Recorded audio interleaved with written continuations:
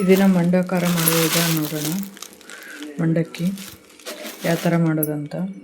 ನಾನು ಗ್ಯಾಸ್ ಹಚ್ಚಿ ಒಂದು ಬಾಣಲೆ ಇಟ್ಟಿದ್ದೀನಿ.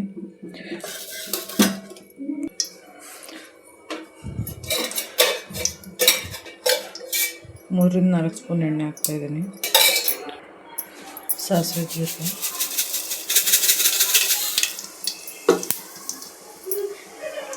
ಬೆಳ್ಳುಳ್ಳಿ, ಒಂದೆರಡು ಒಣಮೆಣಸಿನಕಾಯಿ, ಕರಿಬೇವು ಸ್ವಲ್ಪ,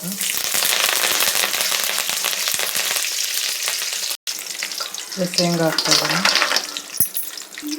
ಶೇಂಗಾ ಫ್ರೈ ಆಗುತ್ತೆ. ಒಂದೆರಡು ನಿಮಿಷ ಶೇಂಗಾ ಎಲ್ಲ ಬಂದಿದೆ.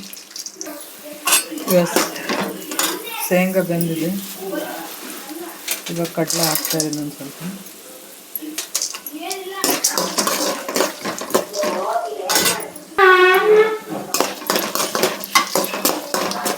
ಒಂದು 5 ನಿಮಿಷ ಬೇಯಬೇಕು.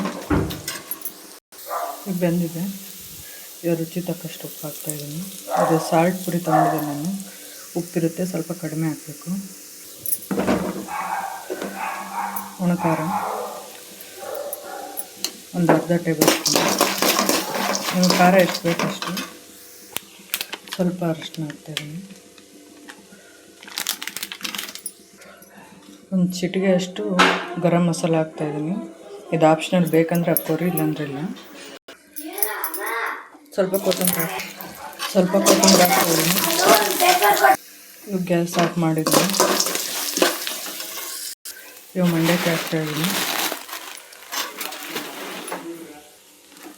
ಮಂಡಕ್ಕಿ ಹಾಕಿ ಮಿಕ್ಸ್ ಮಾಡ್ತಾಯಿದ್ದೀನಿ.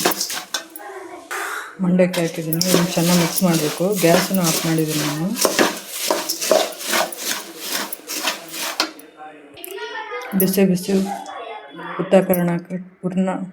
ಬಿಸಿ ಉತ್ತರ ಕರ್ನಾಟಕ ಶೈಲಿಯ ಖಾರ ಮಂಡಕ್ಕಿ ರೆಡಿ. Thank you. ಬಿಸಿ ಖಾರ ಮಂಡಕ್ಕಿ ರೆಡಿ. Thank you.